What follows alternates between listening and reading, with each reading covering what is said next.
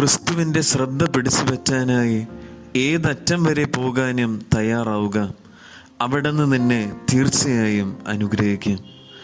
വചനയാത്രയിലൂടെ ക്രിസ്തുവിനെ അനുഭവിച്ചറിയുന്ന പ്രിയ ശ്രോതാക്കളെ, ഇന്ന് സഭാമാതാവ് നമുക്ക് വിചിന്തനത്തിനായി നൽകിയിരിക്കുന്ന വചനഭാഗം ലൂക്കയുടെ വിശുദ്ധ സുവിശേഷം 18-ാം അധ്യായം 35 മുതൽ 43 വരെയുള്ള വചനഭാഗങ്ങളാണ്. ആഗോള കത്തോലിക്ക തിരുസഭയോട് ചേർന്നുകൊണ്ട് നാം ഇന്ന് ഹംഗറിയിലെ വിശുദ്ധ എലിസബത്തിന്റെ തിരുനാൾ സാഘോഷം കൊണ്ടാടുകയാണ്. തിമേയൂസിന്റെ മകനായ ബെർത്തമേയൂസ് എന്ന അന്ധയാചകനെ ക്രിസ്തുനാഥൻ സുഖപ്പെടുത്തുന്നതിനെ കുറിച്ചാണ് ഇന്നത്തെ സുവിശേഷത്തിൽ നാം വായിച്ചു കേൾക്കുക. കാഴ്ചയാൽ ക്രിസ്തുവിനെ അന്വേഷിക്കാനാവാത്ത ഈ അന്ധയാചകൻ കേൾവിയാൽ ക്രിസ്തുവിനെ അന്വേഷിക്കുകയാണ്. ആരെ കൊണ്ടും ഒന്നിനെ കൊണ്ടും നിയന്ത്രിക്കാനാവാത്ത വികാരത്താൽ നിലവിളിച്ചുകൊണ്ട് ഈ അന്ധയാചകൻ ക്രിസ്തുവിനോട് സഹായം അപേക്ഷിക്കുകയാണ്. ക്രിസ്തുവിൻ്റെ കാരുണ്യം മറ്റാരേക്കാളും കൂടുതൽ ആവശ്യമുള്ള വ്യക്തി ഞാനാണ് എന്ന പൂർണ്ണ ബോധ്യം ഈ വ്യക്തിക്കുണ്ടായിരുന്നു. മടുപ്പ് കൂടാത്ത സ്ഥിരോത്സാഹത്തോടെയുള്ള പ്രാർത്ഥനയ്ക്കൊടുവിൽ ക്രിസ്തു തന്നെ ആ അന്ധയാചകനോട് ചോദിക്കുന്നുണ്ട്, ഞാൻ നിനക്ക് വേണ്ടി എന്ത് ചെയ്യണമെന്നാണ് നീ ആഗ്രഹിക്കുന്നത്? ഈ ചോദ്യം നമ്മോട് ചോദിച്ചാൽ നാം എന്ത് മറുപടിയായിരിക്കും നൽകുക? തീർച്ചയായും എനിക്ക് വീട് വേണം, ജോലി വേണം, മക്കളുടെ ഭാവി ഭദ്രമാകണം, കടബാധ്യത മാറണം, സമാധാനമുണ്ടാകണം എന്നിങ്ങനെ നീണ്ടുപോകുന്നു നമ്മുടെ ആവശ്യങ്ങൾ. യാക്കോബിന്റെ ലേഖനം 4-ാം അധ്യായം 2-ാം വാക്യത്തിൽ നാം ഇപ്രകാരം വായിക്കുന്നുണ്ട്, നിങ്ങൾ ആവശ്യപ്പെടുന്നില്ല, അതിനാൽ നിങ്ങൾക്കത് ലഭിക്കുന്നില്ല. പലപ്പോഴും നശ്വരമായ ലൗകിക കാര്യങ്ങളിൽ നാം മുഴുകിപ്പോകുന്നുണ്ട്.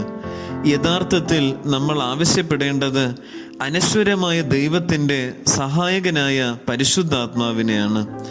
പരിശുദ്ധാത്മാവിനാൽ നാം നിറയപ്പെടുമ്പോൾ നമ്മുടെ എല്ലാ പ്രതികൂല സാഹചര്യങ്ങളെയും മറികടക്കുവാനുള്ള ശക്തിയും കരുത്തും പ്രാപ്തിയും ദൈവം നമുക്ക് തരും.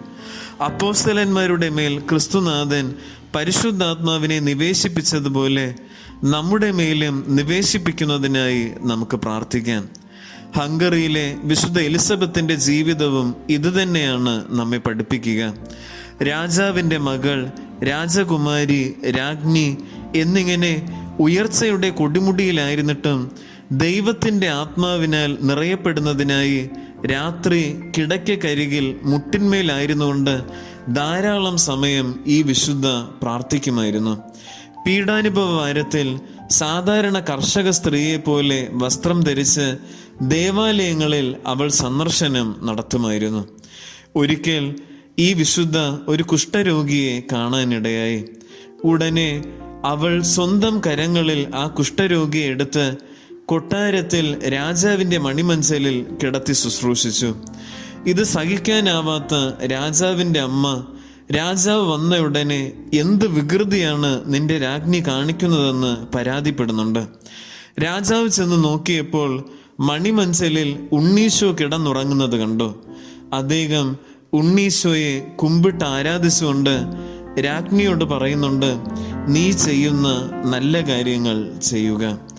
അതേ പ്രിയപ്പെട്ടവരെ, നമ്മൾ ഓരോരുത്തരും ദൈവത്തിൻ്റെ ആത്മാവിനാൽ, പരിശുദ്ധാത്മാവിനാൽ, ക്രിസ്തു വാഗ്ദാനം ചെയ്ത സഹായകനാൽ നിറയപ്പെടുമ്പോൾ നമ്മുടെ ജീവിതങ്ങളിലെ ഏത് പ്രതികൂല സാഹചര്യങ്ങളെയും അതിജീവിക്കുവാനുള്ള കരുത്തും ശക്തിയും പ്രാപ്തിയും നമുക്ക് തീർച്ചയായും ലഭിക്കും.